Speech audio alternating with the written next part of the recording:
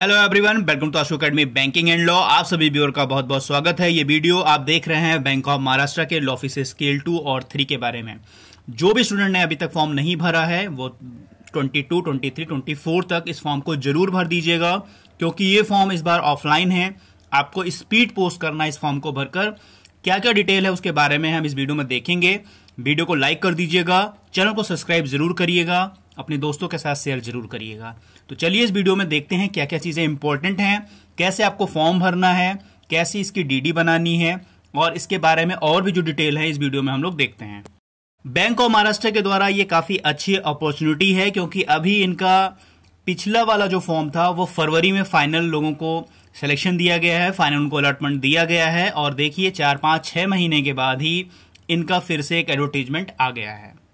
ये आपके लिए काफी अच्छी अपॉर्चुनिटी है। जिन लोगों ने पिछली बार एग्जाम दिया था, ठीक है, कुछ नंबर कम होने की वजह से या इंटरव्यू अच्छा नहीं हुआ, ठीक है, उनका सिलेक्शन नहीं हुआ है, तो उनके लिए ये काफी अच्छी और अपॉर्चुनिटी है।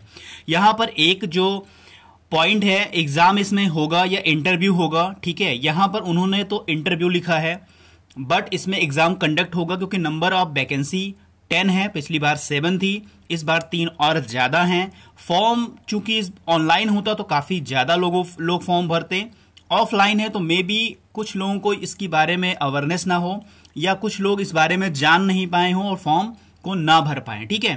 तो ये वजह हो सकती थोड़े फॉर्म कम होने की, बट इसमें कोई प्रॉब्लम नहीं है कि इनमें एग्जाम कंडक्ट होगा या नहीं।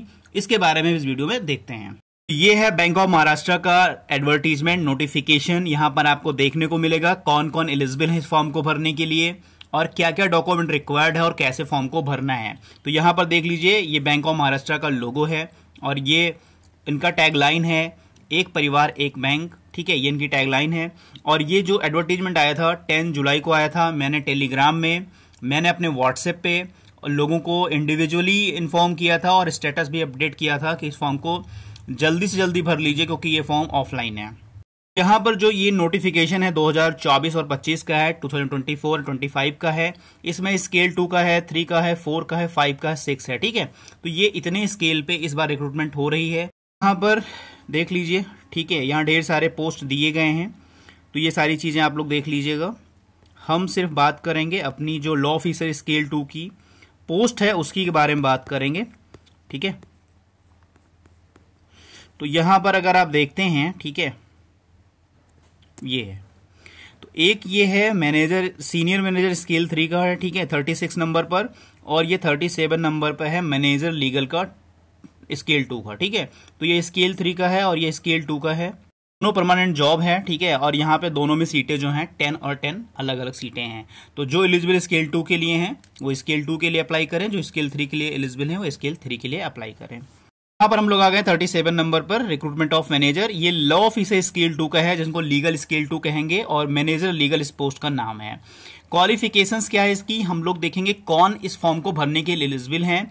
जिनके पास लॉ की डिग्री हो, या वो 3 ईयर हो या वो 5 ईयर हो, ठीक है, उनके पास 60% नंबर होना चाहिए। 3 ईयर अगर हैं या 5 ईयर हैं, बट 55% उनके लिए दिया गया है जो SC और OBC कैटेगरी के लोग हैं, ठीक है।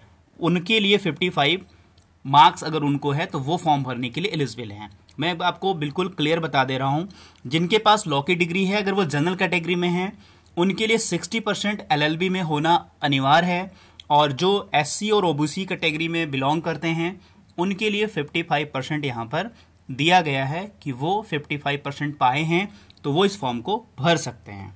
यहाँ पर पहली जो रिक्वायरमेंट हुई है, आपके पास लॉ की डिग्री होनी चाहिए। अगर आप जनरल कैटेगरी के हैं तो आपका जो परसेंटेज है वो 60% होना चाहिए। अगर आप OBC या SC कैटेगरी से बिलोंग कर रहे हैं तो आपका परसेंटेज 55% होना चाहिए। सेकंड क्या है, आपके पास एनरोलमेंट होना चाहिए as an advocate with the Bar Council of India, ठीक है। बार काउंसिल ऑफ इंडिया में आपका एनरोलमेंट जरूर होना चाहिए, ये सेकंड रिक्वायरमेंट है, ठीक है। क्वालिफिकेशन की बात करते हैं तो 2 चीजें रिक्वायरमेंट है। पहली लॉ की डिग्री जिसमें 60% होना चाहिए, और जो रिजर्वेशन कैटेगरी में है उनकी 55% होना चाहिए। दूसरा जो है, आप बार काउंसिल ऑफ इंडिया में एज अ एडवोकेट एनरोलमेंट आपका होना चाहिए। ये एक मास्टर डिग्री यानी अगर LLM है आपका, ठीक है, अगर आपने PG कर रखा है, LLM है, तो उनको यहाँ पर प्रेफरेंस दिया जाएगा। जिनके पास नहीं है कोई प्रॉब्लम नहीं है, बट अगर LLM है तो उनको यहाँ पर प्रेफरेंस दिया जाएगा।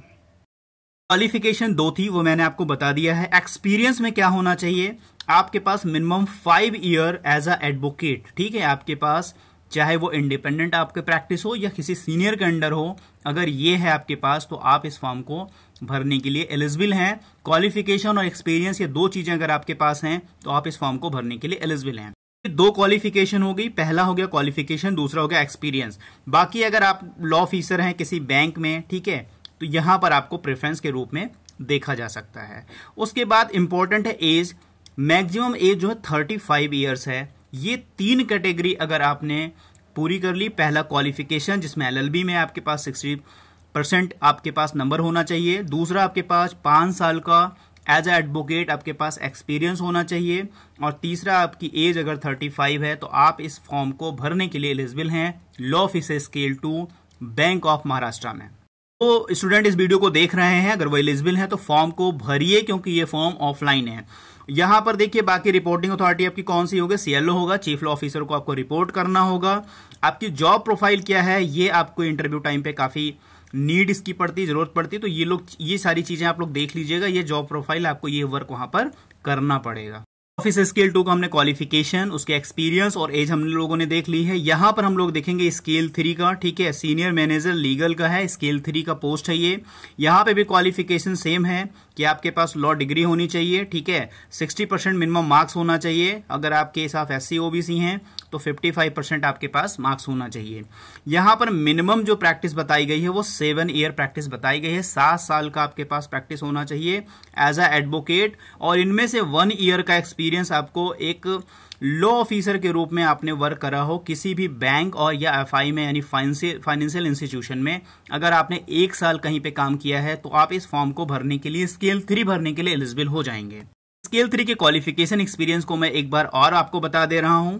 जिनके पास लॉ की डिग्री है 60% नंबर है, अगर जनरल कैटेगरी के हैं, और OBC और SC हैं तो उनके पास 55% नंबर होना चाहिए। मिनिमम 7 ईयर की प्रैक्टिस उनके पास एज ए एडवोकेट की होनी चाहिए। उनमें से 1 साल अगर उन्होंने सर्व किया है as a law officer in a bank, in a financial institution, तो वो एलिजिबल होंगे इस फॉर्म को भरने के लिए। और जो थर्ड क्राइटेरिया है वो है कि इनका मैक्सिमम जो एज होना चाहिए वो 38 ईयर से ज्यादा नहीं होना चाहिए। तो ये जो 3 कंडीशन है, अगर आप इसको फुलफिल करते हैं तो आप स्केल 3 भरने के लिए एलिजिबल हैं, और स्केल 3 का फॉर्म आप भर सकते हैं, क्योंकि ये फॉर्म ऑफलाइन है। ये नहीं कि आप 26 को भरेंगे तो ये फॉर्म एक्सेप्ट हो जाएगा, नहीं। आज है 18 जुलाई, ठीक है, तो आप इस फॉर्म को 20 तक, 21 तक, 22 तक इस फॉर्म को फिल करके पोस्ट जरूर कर दीजिएगा। नहीं पता लगे कोई प्रॉब्लम हो गई या आप स्पीड पोस्ट कर रहे हैं, नहीं जा पाया, वहां रिसीव नहीं हुआ, तो बाद में इसकी कोई भी इंक्वायरी या कोई भी सुनवाई इसकी नहीं है, आपका फॉर्म वहां रिसीव नहीं होगा तो आपको एलिजिबल नहीं माना जाएगा। वो विद इन 26 तक रिसीव नहीं हुआ तो फॉर्म भरने का फिर कोई फायदा आपको नहीं मिलेगा। तो ये हो गई स्केल 2 और स्केल 3 की क्वालिफिकेशन क्या है, एक्सपीरियंस क्या है और एज क्या है, मैंने आपसे डिस्कस कर लिया है। एक चीज और है, जो सिलेक्टेड कैंडिडेट होंगे ये एनीवेयर इन इंडिया, यहाँ कहीं पे भी इनको भेजा जा सकता है जॉब के लिए, ठीक है, साउथ या नॉर्थ, ईस्ट या वेस्ट, कहीं भी भेजा जा सकता है काम के लिए। जो कट ऑफ एलिजिबिलिटी डेट है, जो एक्सपीरियंस डेट जो कट ऑफ है, ठीक है, वो दिया गया है 30 जून 2024, ठीक है, यानी 30 जून 2024 यहाँ पे डेट है। यहाँ तक आपकी जो लॉ डिग्री है या जो भी है, ये सारी चीजें यहाँ तक कंप्लीट होनी चाहिए। एक इंपॉर्टेंट नोटिफिकेशन और आपको दिया गया है, इंफॉर्मेशन दी गई है कि आप अप्लाई करने से पहले देख लीजिए, ठीक है, कि आप पहले एलिजिबल हैं, जो फॉर्म में क्राइटेरिया मांगी गई है सारी चीजें, नहीं तो आपका जो फॉर्म वो इनकम्प्लीट माना जाएगा और रिजेक्ट कर दिया जाएगा। उसके लिए लाइबल आप ही होंगे, बैंक लाइबल नहीं होगी। ये एज रिलैक्सेशन दिया गया है, ठीक है, यहाँ पर अगर कैटेगरी वाइज आप इनमें बिलोंग करते हैं तो यहाँ पर आपको यहाँ पर छूट दे दी गई है। अगर SC ST हैं तो 5 साल का आपको छूट मिलेगा, OBC हैं तो 3 साल की छूट मिलेगी, बाकी चीजें आप लोग देख लीजिएगा। और ये पे स्केल है, ठीक है, scale 2, scale 3, scale 4, scale 5, scale 6 का, ये आफ्टर ज्वाइनिंग, ये सारी चीजें आप लोग देखिएगा।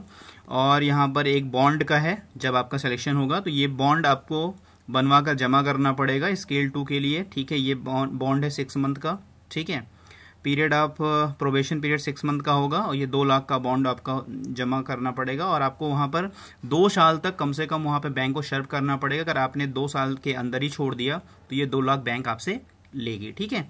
तो ये आपका है बॉन्ड अमाउंट। यहाँ पर ये काफी इंपॉर्टेंट है, सिलेक्शन प्रोसीजर क्या होगा, तो ये एग्जामिनेशन अगर रिक्वायर्ड होगी तो एग्जामिनेशन कंडक्ट कराएंगे, ठीक है। पिछली बार भी स्केल 2 में, ठीक है, एग्जामिनेशन हुआ था और स्केल 3 का सिर्फ इंटरव्यू कंडक्ट हुआ था। तो स्केल 3 का मोस्टली इंटरव्यू कंडक्ट होगा क्योंकि उसमें फॉर्म कम पड़ते हैं, काफ़ी कम बच्चे उसके लिए एलिजिबल होते हैं। स्केल 2 के लिए काफ़ी लोग एलिजिबल होते हैं। बट एक चीज़ यहाँ पर ये हो सकता है कि इस बार का फॉर्म ऑफलाइन है, ठीक है। बहुत सारे लोगों को इसकी अवेयरनेस ना हो, पता ना हो, वो फॉर्म को फिल नहीं कर पाए हो अभी तक, या जो इधर फिल कर रहे हैं। तो ऑफलाइन और ऑनलाइन में काफ़ी डिफरेंस होता है। किसी को 26 जुलाई को पता चला, वो सेम डे रात तक में फॉर्म भर देगा, 5-10 मिनट में, 15-20 मिनट में, जितनी देर में वो फॉर्म भर पाएगा वो भर देगा। बट अगर स्पीड पोस्ट करना है आपको तो बिफोर 2 और 3 डेज आपको स्पीड पोस्ट तो करना ही पड़ेगा, नहीं तो पता लगे वहाँ पे आपका फॉर्म रिसीव ही नहीं हुआ तो फिर वो बेकार जाएगा। तो यहाँ पर स्केल 2 में एग्जामिनेशन होने के चांसेस हैं। बाकी कितने फॉर्म पड़ते हैं उस हिसाब से, अगर number of candidate form come apply करते हैं तो ये डायरेक्ट इंटरव्यू कंडक्ट कराएंगे, जो 100 मार्क्स का होगा आपका इंटरव्यू, ठीक है, 100 मार्क्स का इंटरव्यू होगा।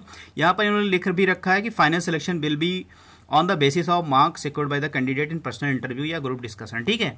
तो जो आपका पर्सनल इंटरव्यू होगा उनमें अगर एग्जाम नहीं होता है तो, ठीक है, तो आप जो इसमें सिक्योर करोगे नंबर इंटरव्यू में उसी के हिसाब से होगा। बट स्केल 2 में पॉसिबिलिटी है एग्जाम होने की, लेकिन काफ़ी बच्चे क्योंकि इसमें फॉर्म भरते हैं और स्केल 2 का एग्जाम होता ही होता है। लेकिन अगर बाय द वे काफ़ी कम फॉर्म पड़ा, ठीक है, जितना उनको इंटरव्यू में रिक्वायर्ड होती है, अगर उतना ही फॉर्म पड़ेगा तो वो इंटरव्यू कंडक्ट डायरेक्ट कराएंगे, नहीं एग्जाम नहीं करवाएंगे। बट यहाँ पर एग्जाम होने के चांसेस पॉसिबिलिटी है। तो आप लोग फॉर्म को भरिए, अपने प्रिपरेशन को शुरू करिए। जो पिछली बार बैंक ऑफ महाराष्ट्र में जिन्होंने इंटरव्यू दिया था, किसी भी बैड लक की वजह से नहीं हुआ है, उनके लिए काफ़ी और अच्छी अपॉर्चुनिटी है, वो भरकर अपनी प्रिपरेशन को और बूस्ट कर सकते हैं। यहाँ पर सिलेबस क्या होगा, सिलेबस सिर्फ प्रोफेशनल नॉलेज लॉ होगा, ठीक है, जो 50 क्वेश्चन होंगे 100 मार्क्स के, ठीक है। पिछली बार भी यही पैटर्न था, सेम पैटर्न था। सारी प्रिपरेशन हम लोगों ने करवाई थी, इसके टेस्ट सीरीज वगैरह करवाए थे, PDF कोर्स भी करवाए थे, तो ये सारी चीज़ें हमने करवाई भी थी। तो ये सेम रहेगा इनका प्रोफेशनल लॉ, एक पेपर होगा 50 क्वेश्चन का 100 मार्क्स का। बाकी अगर कोई चेंजेस होती है, जो भी होगा, तो ये फर्दर आपको पहले इंटीमेशन करेंगे, इन्फॉर्मेशन देंगे, उसके बाद ही कोई चेंजेस, चाहे पेपर पैटर्न का हो, चाहे एग्जाम नहीं होगा, डायरेक्ट इंटरव्यू होगा या एग्जाम होगा, उसका सिलेबस क्या होगा, ये सारी इन्फॉर्मेशन आपको एग्जाम से बहुत पहले दी जाएगी, कम से कम विद इन 1 मंथ दिया ही जाएगा आपको। ये सारी इन्फॉर्मेशन वहाँ पे आपको दे दी जाएंगी। ऐसे इस नोटिफिकेशन में काफ़ी सारी जानकारियां हैं, जैसे कौन कौन से डॉक्यूमेंट आपको इंटरव्यू टाइम पे प्रोड्यूस करने पड़ेंगे, ठीक है। तो ये सारी चीज़ें यहाँ पर लिखी गई हैं। ये अभी इंपॉर्टेंट नहीं है, ये हमारे लिए अभी इंपॉर्टेंट क्या है कि हम फॉर्म को भरें और अपनी परीक्षा की तैयारी कैसे करें। काफ़ी इंपॉर्टेंट है हाउ टू अप्लाई, इस फॉर्म को भरना कैसे है। तो इनके जो एप्लीकेशन फॉर्मेट अभी लास्ट में दिया गया, मैं आपको दिखा दूंगा नोटिफिकेशन के लास्ट में, वो अटैच है, उसको आप लोग को डाउनलोड करना है। वेरी केयरफुली एक एक पॉइंट को समझकर ध्यान से भरना है, और जितने भी आपके डॉक्यूमेंट्स हैं उनको सेल्फ अटेस्ट करना है। और 26 जुलाई 2024 26 जुलाई 2024 के डेट तक रिसीव होना चाहिए, उनका जब ऑफिस खुला हो तब तक रिसीव होना चाहिए। उसके बाद कोई भी फॉर्म वो एक्सेप्ट नहीं करेंगे, वो रिजेक्ट माना जाएगा। बहुत ही क्लियरली यहाँ पर लिख दिया गया है, अगर कोई application form after due date receive होता है तो वो रिजेक्टेड ही माना जाएगा। अगर इनकम्प्लीट फॉर्म है, एप्लीकेशन फॉर्म है, ठीक है, तो वो भी डॉक्यूमेंट के साथ अगर इनकम्प्लीट है, जैसे किसी को अपना सर्टिफिकेट OBC लगाना है, ठीक है, कोई EW सर्टिफिकेट नहीं लगाया है, उनका भी फॉर्म रिजेक्ट कर दिया जाएगा। तो यहाँ पर इन चीज़ों का ध्यान रख लीजिएगा, सारे डॉक्यूमेंट, सारे एलिजिबिलिटी क्राइटेरिया आपकी फुलफिल यहाँ पर होनी चाहिए। और ये जो है 26 जुलाई 2024 से पहले पहले इस फॉर्म को आपको उस पोस्ट ऑफिस यानी स्पीड पोस्ट के द्वारा भेजना है। के बाद कोई फॉर्म एक्सेप्ट नहीं होगा, इनकम्प्लीट फॉर्म एक्सेप्ट नहीं होगा। तो आपको आज आपका 18 जुलाई है, ठीक है, 19, 20, 22 तक, 23 तक आप इस फॉर्म को पोस्ट कर देंगे तो 2 दिन के अंदर स्पीड पोस्ट पहुंच जाएगा, ठीक है। तो कम से कम 22 या 23 लास्ट डेट आप लोग रखिए कि पोस्ट करना है। एक दिन में सारे डॉक्यूमेंट आप कलेक्ट कर लीजिएगा, DD एक दिन में बन जाएगी और अगले दिन पोस्ट कर सकते हैं। जैसे अगर आप 19 को सारी प्रोसीजर अपनी पूरी कर लीजिए और 20 को पोस्ट कर दीजिए, 20 को कंप्लीट कर लीजिए, 21 को पोस्ट कर दीजिए, 21 को कंप्लीट करके 22 या 23 तक पोस्ट कर दीजिए। उसके बाद डिले होता, अगर कोई प्रॉब्लम होती है तो इसलिए पहले कर दीजिएगा तो ज़्यादा अच्छा होगा। ये आपको कैसे पे करना है, तो आपको एक डीडी बनवानी है, डिमांड ड्राफ्ट बनवाना है। अगर आप जनरल कैटेगरी के हैं, ईडब्ल्यूएस हैं, ओबीसी हैं, तो यहाँ पर टोटल आपको 1180 रुपए का डीडी बनवाना पड़ेगा। अगर आप SC ST PW BD के हैं तो आपको 118 रुपए का डीडी बनवाना पड़ेगा। एप्लीकेशन फॉर्म है वो आपको कहाँ पे पोस्ट करना है, तो ये पूरा एड्रेस है, यहाँ पर आपको एप्लीकेशन फॉर्म को पोस्ट करना है, general manager bank of Maharashtra. ठीक है, ये पूरा जो HRM डिपार्टमेंट है, हेड ऑफिस लोक मंगल है इनका, शिवाजी नगर पुणे का, यहाँ पर आपको इस फॉर्म को स्पीड पोस्ट कर भेजना है। यानी जो आपका लिफाफा होगा उसके फ्रंट पे ये एड्रेस आपका पड़ेगा स्पीड पोस्ट में। ठीक है, एड्रेस पे आपको अपना एप्लीकेशन फॉर्म पोस्ट करना है और जो डीडी बनेगी वो बनेगी bank of Maharashtra recruitment of officer projected 2024-25 payable eight Pune. ठीक है, ये जो इतना बोल्ड में लिखा हुआ है इस नाम से आपकी डीडी बनेगी। अगर आप जनरल कैटेगरी के हैं तो वो अमाउंट आपको उस अमाउंट का बनवाना है। किसी भी बैंक में जाकर आप सेम डे बनवा सकते हैं डीडी, कोई बहुत बड़ी बात नहीं है। तो इस केयरफुली ध्यान रखिएगा, इस फॉर्म को आपको बहुत पहले से भरकर भेजना क्योंकि ये फॉर्म ऑफलाइन है। यहाँ पर बहुत क्लियरली बता दिया गया है कि जो एप्लीकेशन फॉर्म होगा वो आपका ऑफलाइन मोड में है। ठीक है, और किसी भी मोड में आपका ये एप्लीकेशन फॉर्म एक्सेप्ट नहीं किया जाएगा। यहाँ पर डेट भी बता दी गई है, 11 जुलाई से लेकर 26 जुलाई के बीच ये आपका फॉर्म वहाँ पर रिसीव हो जाना चाहिए। 26 जुलाई 2024 तक रिसीव हो जाना चाहिए, उसके बाद कोई भी फॉर्म एक्सेप्ट नहीं किया जाएगा। पूरी लिस्ट दी गई है कौन कौन से डॉक्यूमेंट को आपको अटैच करना है। एक रिज्यूम आपका ब्रीफ में बना होना चाहिए। ठीक है, आपकी आईडी प्रूफ की फोटोकॉपी होनी चाहिए, आपका 10th का जो है सर्टिफिकेट होना चाहिए, एजुकेशनल क्वालिफिकेशन में 10th की मार्कशीट, 12th की मार्कशीट। ठीक है, कोई डिप्लोमा हो, कुछ भी हो, ग्रेजुएशन, यानी सारी जो भी डिग्रियां हैं सबका जो है आपको सेल्फ अटेस्ट करके इनके साथ अटैच करना है। डॉक्यूमेंट है, आप लोग देख लीजिएगा। ठीक है, ये सारी का फोटोकॉपी कराकर बनाकर एप्लीकेशन फॉर्म के साथ स्टेपल करके, ठीक है, और उसके साथ डीडी अटैच करके आप लोग इस फॉर्म को किसी लिफाफे में रखकर उसे अच्छे से चिपका के और उस एड्रेस पे आप लोग इसको स्पीड पोस्ट कर दीजिएगा। यहाँ पर ये सारे डॉक्यूमेंट जो है काफी इंपॉर्टेंट हैं, आपको इस फॉर्म के साथ लगाना है। ऑल्सो एक्सपीरियंस सर्टिफिकेट भी होना चाहिए, आपका कास्ट सर्टिफिकेट भी होना चाहिए। अगर आप PWD कैंडिडेट है तो उनका भी सर्टिफिकेट आपके पास होना चाहिए। तो ये सारी जितने भी ये डॉक्यूमेंट है काफी ये इंपॉर्टेंट है आपके इस फॉर्म को भरने के लिए। सारे हैं, एक बार आप देख लीजिए, चाहे स्क्रीनशॉट ले लीजिए और ये सारे डॉक्यूमेंट करके सेल्फ अटेस्ट कर दीजिएगा और उसके साथ अटैच कर दीजिएगा। भी चीजें यहाँ पे इंपॉर्टेंट ही मैंने आपसे डिस्कस कर लिया है, जो जो डॉक्यूमेंट रिक्वायर्ड हैं। ठीक है, क्या एलिजिबिलिटी है, फी कितनी है, किसके नाम से बनेगा, कहाँ पर आपको सेंड करना है। मैं हमेशा बोलता हूँ कि आप लोग एडवर्टीजमेंट जरूर रीड किया करिए। ठीक है, जरूर रीड किया करिए। अगर फिर भी कोई इन्फॉर्मेशन रह गई हो इस एडवर्टीजमेंट में, आप मुझे कमेंट में करके बता सकते हैं या पूछ सकते हैं। अगर कोई चीज़ आपको यहाँ पे समझ नहीं आई है, आपको फॉर्म भरना है, तो व्हाट्सएप नंबर भी यहाँ पर डिस्क्रिप्शन बॉक्स में दिया गया है, या आप यहाँ पे कमेंट में कमेंट करके भी आप अपनी जो भी इंक्वायरी है, जो भी आप इस फॉर्म के बारे में पूछना चाहते हैं, आपको कैसे भरना है, क्या करना है, अगर कुछ भी आपको समझ नहीं आया है तो वो आप मुझसे कमेंट में करके पूछ सकते हैं या व्हाट्सएप से जुड़कर व्हाट्सएप में पूछ सकते हैं। सब नंबर डिस्क्रिप्शन बॉक्स में दिया गया है, उस पर आप मुझे मैसेज कर सकते हैं। फॉर्म को सबसे पहले आपको प्रिंट आउट करना है, फिर किस पोस्ट के लिए आप अप्लाई कर रहे हैं यहाँ आपको फिल करना है। 2 फॉर्म आप लोग प्रिंट आउट कराइएगा, एक में आप जीरोक्स करिएगा अपने हाथों से भरकर, फिर फाइनली एक पे जो आपका रियल वाला होगा उसमें भरकर आप जो है पोस्ट करिए। क्योंकि एक फॉर्म भरोगे उसमें कोई ना कोई गलतियां थोड़ी बहुत हो जाती हैं, क्योंकि छोटे छोटे यहाँ पे स्पेस होते हैं और भरने में प्रॉब्लम हो जाती है। तो एक आपको 2 कॉपी करवाइएगा, एक में आप पहले भर लीजिएगा, ठीक है, और फिर दूसरे बार उसको फाइनल जो है रियल वाला फाइनल कर लीजिएगा। यहाँ पर आपको पोस्ट का नाम लिखना है, यहाँ पर आपकी फोटो लगानी है, ठीक है। बाकी जो एप्लीकेशन फॉर द पोस्ट, यहाँ पर फुल नेम, फादर का name, date of birth, gender, ठीक है, होम स्टेट, जो भी है पूरी डिटेल आपको करके भरनी है। लगभग जैसे आप ऑनलाइन में भरते थे वैसे ही ऑफलाइन का फॉर्मेट इन्होंने दे दिया है। सारी डिटेल अपना एड्रेस वगैरह भर लीजिएगा, क्वालिफिकेशन एक एक करके सारी भर दीजिएगा, ठीक है। वर्क एक्सपीरियंस आपका जो भी है, अगर 3 ईयर का आप जो है स्केल 3 का भर रहे हैं तो स्केल 3 के अकॉर्डिंग भरिएगा, स्केल 2 का भर रहे हैं तो स्केल 2 के अकॉर्डिंग भरिएगा आप, ठीक है। यहाँ पर आपको एक्सपोजर ऑफ सेक्टर, आपने जो काम किया है जो भी है वो वर्क आपको यहाँ पे ब्रीफ में लिखना होगा, ठीक है। नेम ऑफ करंट ऑर्गेनाइजेशन, कहाँ पे आप वर्क कर रहे हैं, उनका एड्रेस, उनकी पोजीशन, रिपोर्टिंग अथॉरिटी। अगर आप एडवोकेट हैं तो आप यहाँ पे सीनियर एडवोकेट को रिपोर्टिंग के लिए लिख सकते हैं। बाकी कोई भी इंफॉर्मेशन आपको इससे जुड़ी आपको जाननी है, पूछनी है, चाहे रेफरेंस नेम में क्या लिखना है, अगर आपका बैंक ऑफ महाराष्ट्र में कोई हो, ठीक है, आपके पेरेंट्स हो या आपका ब्रदर हो या कोई भी हो, मतलब आपका रिलेटिव, तो यहाँ पे उनका रेफरेंस आप यहाँ पर दे सकते हैं, ठीक है, तो ये है फॉर्म, इसको प्रिंट करके आपको जो है भरना है। लगभग जितनी भी इंपॉर्टेंट इन्फॉर्मेशन थी वो मैंने आपसे डिस्कस कर ली है। अगर आपको कुछ समझ में नहीं आता तो आप मुझसे पूछ सकते हैं। इस फॉर्म को, एप्लीकेशन फॉर्म को प्रिंट आउट करके भर लीजिएगा।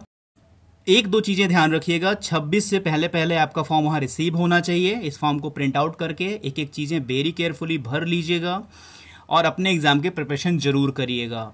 इसके पीडीएफ कोर्स शुरू हैं, अगर आपको ज्वाइन करना है तो व्हाट्सएप नंबर पे अपना नाम, अपने स्टेट का नाम और जिस पोस्ट के लिए पीडीएफ कोर्स चाहिए वो लिखकर मुझे आप व्हाट्सएप कर सकते हैं और इससे जुड़ी कोई भी इन्फॉर्मेशन आप मुझसे पूछ सकते हैं। तो चलिए, आज के वीडियो में इतना ही है, मिलता है नेक्स्ट वीडियो में। God bless you to all, thank you for watching.